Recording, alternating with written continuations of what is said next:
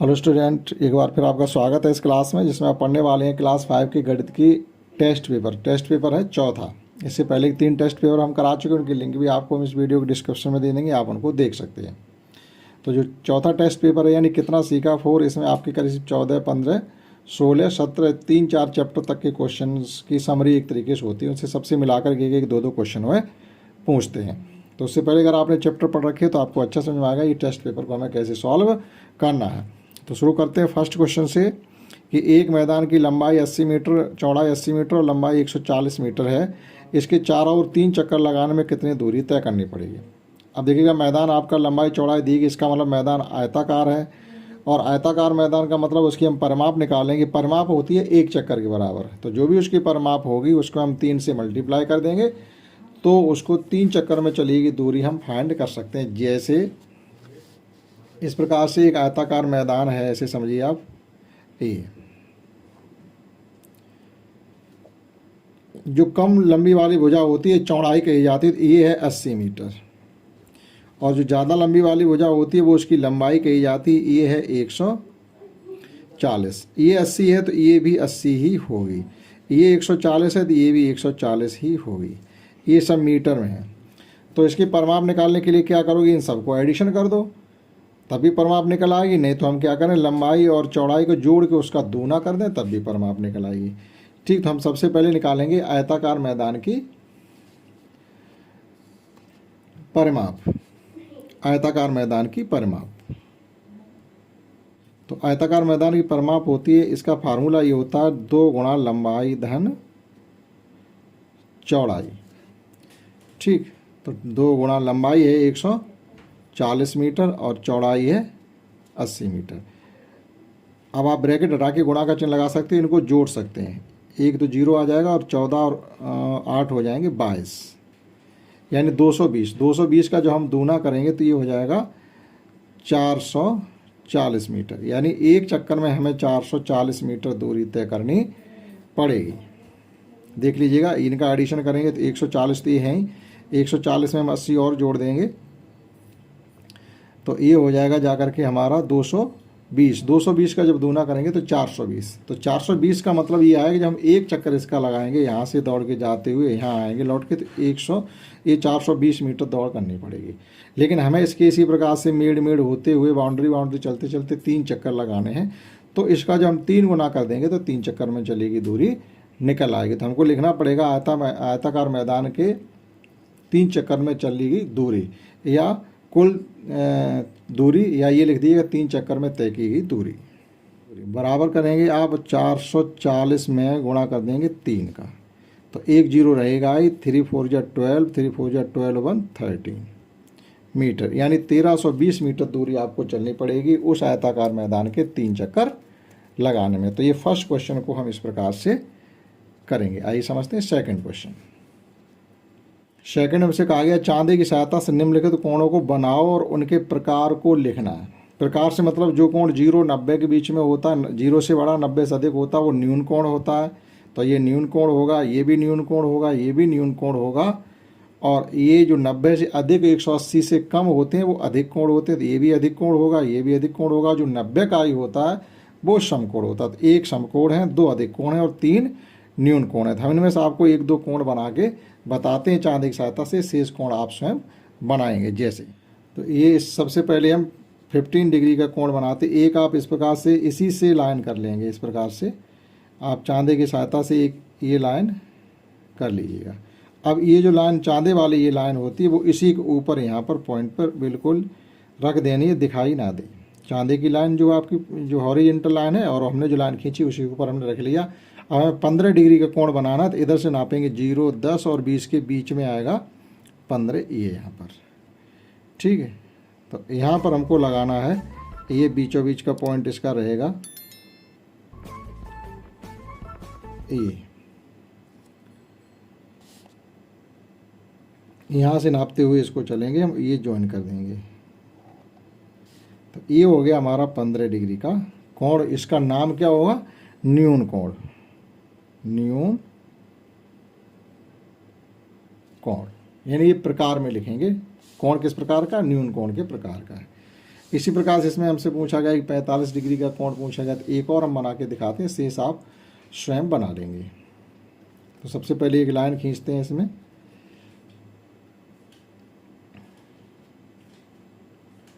आप कोई भी लाइन इस प्रकार से सीधी खींच लीजिएगा और यहाँ पॉइंट पहले ही रख दें। तो इस पॉइंट पे ही हम इस लाइन, इस ये वाला जो क्रॉस पॉइंट हो रहा है इसके ऊपर ये रखेंगे इस प्रकार से, और ये लाइन को पूरी तरह हम ढक लेंगे।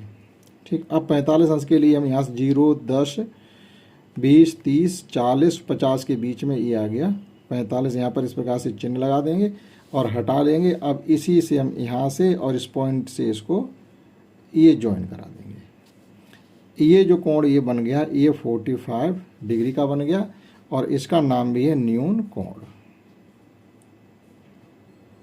ठीक, तो इस प्रकार से आप जो और बचे हुए कोण हैं उनको स्वयं बनाएंगे। ये भी न्यून कोण 60 डिग्री का भी होगा और ये दोनों अधिक कोण है, यानी जो 90 से अधिक होते हैं, 180 से कम होते हैं वो अधिक कोण होते हैं और 90 डिग्री का कोण समकोण कहा जाता है। अगला तीसरा क्वेश्चन है, एक रेखाखंड आपको 3 सेंटीमीटर के खींचना है, इसके बिंदु सा पर 90 अंश के कोण की रचना करनी है। रचना करने का मतलब अलग होता है और इस प्रकार से कोण बनाने का मतलब अलग होता है। आप देखिएगा रचना कैसे करनी है। पहले 3 सेंटीमीटर की एक लाइन हम लेते हैं, जैसे ये 3 सेंटीमीटर की हम लाइन खींचते हैं इस पर पटरी पर की सहायता से।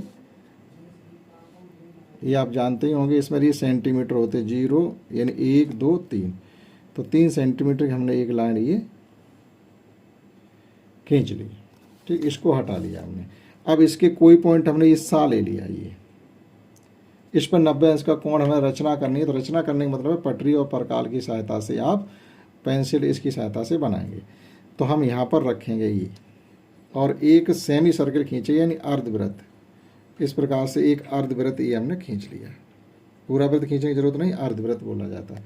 अब इसको बंद नहीं करेंगे, उतनी खुली रखेंगे और यहाँ रखेंगे, एक आर्क ये लगाएंगे, यहाँ रखेंगे, एक आर्क ये लगाएंगे, फिर वहीं रखा रहने दीजिए, इधर लगा दीजिएगा ये, और अब यहाँ से इस पर ये लगा दीजिएगा। ये पॉइंट जो कटिंग हो रही है उसको और सा पॉइंट को हम ज्वाइन कर देंगे, केवल बस इतने।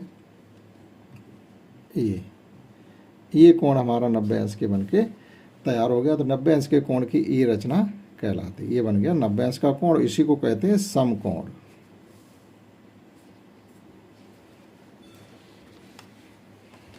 तो पटरी और परकाल की सहायता से इस प्रकार से 90 अंश का कोण बनाते हैं। अब इसका अगर हम आधा कर दें तो 45 का बन जाएगा, इसका आधा कर दें तो 22.5 का बन जाएगा। ठीक, तो वो थोड़ा आपका अभ्यास होगा तो आप ये कर पाएंगे। देखते हैं नेक्स्ट क्वेश्चन 4 से। चौथा क्वेश्चन ये है कि हमें निम्नलिखित कोणों को चांदे की सहायता से केवल नाप करनी है। तो नाप करने का मतलब है यहाँ से इस प्रकार से चांदा रखिएगा, ये देखिएगा पूरा का पूरा 90 अंश का कोण जा रहा है 90 डिग्री। इसको नापने के लिए इधर से नापेंगे, इसको हम, ये आ रहा है 50, थोड़ा 50 से कम है अगर सही से रखोगे, 50, 40, 50, ये 45 डिग्री का, 45 डिग्री। और इसको नाप लीजिएगा,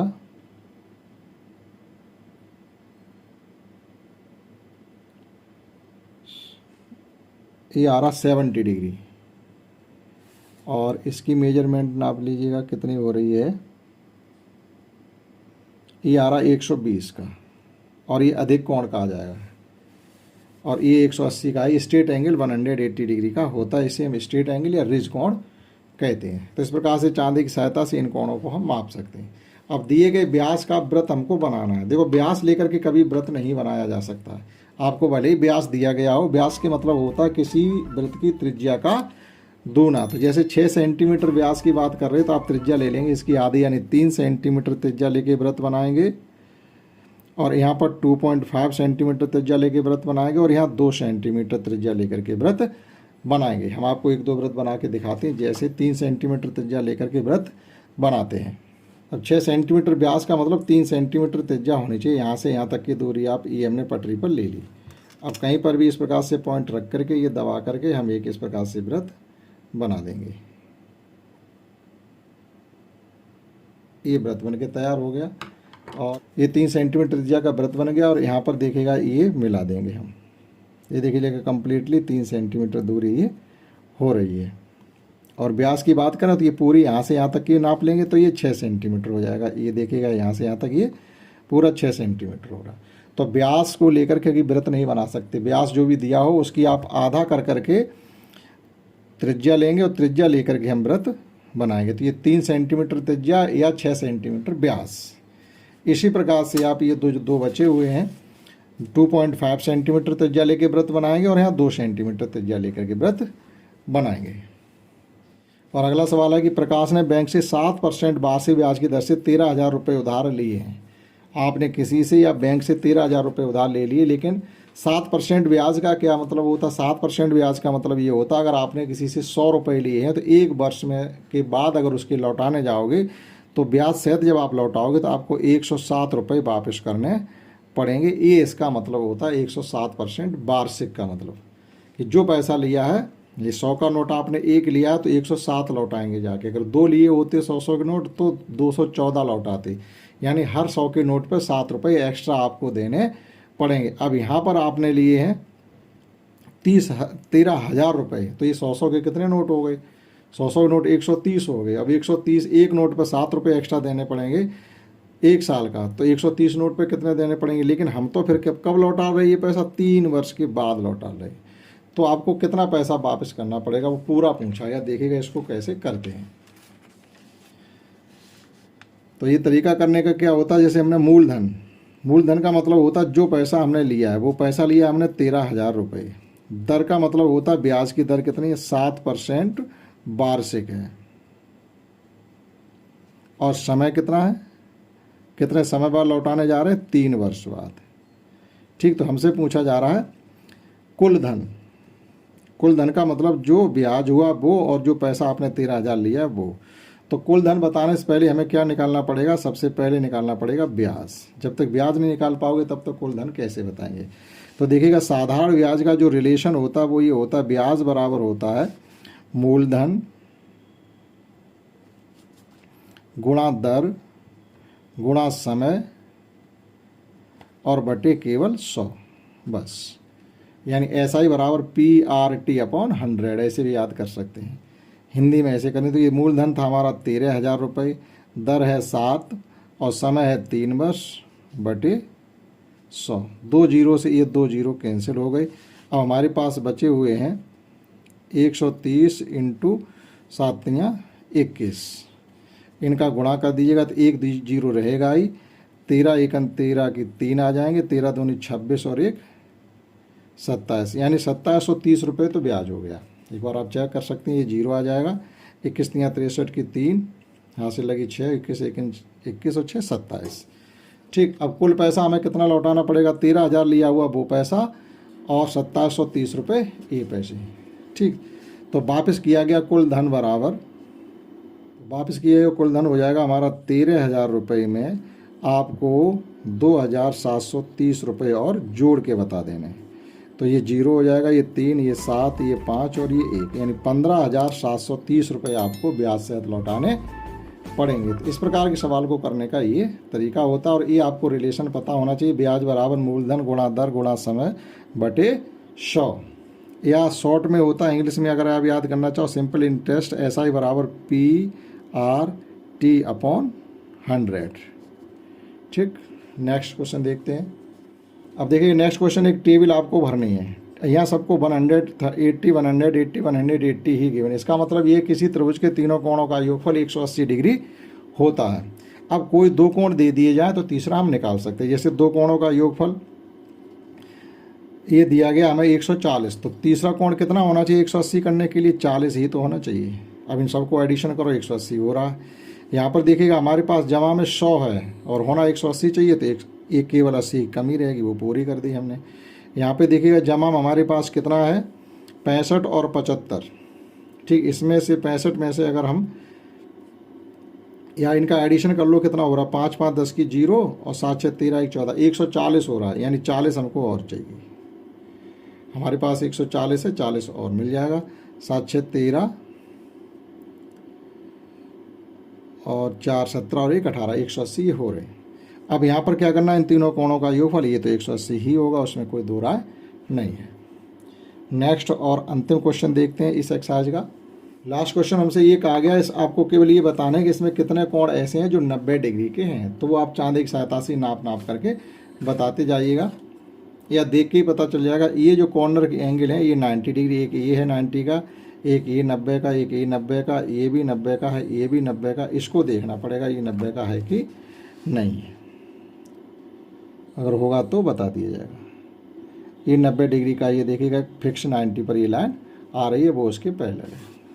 तो एक ये भी 90 डिग्री का एंगल है, तो इसमें हो गए 5, इसमें हो गए 2, एक ये भी हो सकता है, इसमें इसको नाप लीजिएगा, ये भी 90 अंश का कोण है, तो इसमें हो जाएंगे 3 कोण इस चित्र में 90 के हैं, इसमें 5 हैं और इसमें हमें दिख रही है सब 90 के ही होंगे, आप नाप के निकालें चाहे नहीं, तो 4 कोण इसमें हो जाएंगे। तो इसमें केवल इतना ही पूछा गया था। तो ये था क्लास 5 के गणित का कितना सीखा 4 यानी टेस्ट पेपर 4, जो कि हमने आपको कम्प्लीटली कराने की कोशिश की। आशा करता हूँ समझा होगा। इस क्लास में इतना ही। That's all. जय हिंद, जय भारत।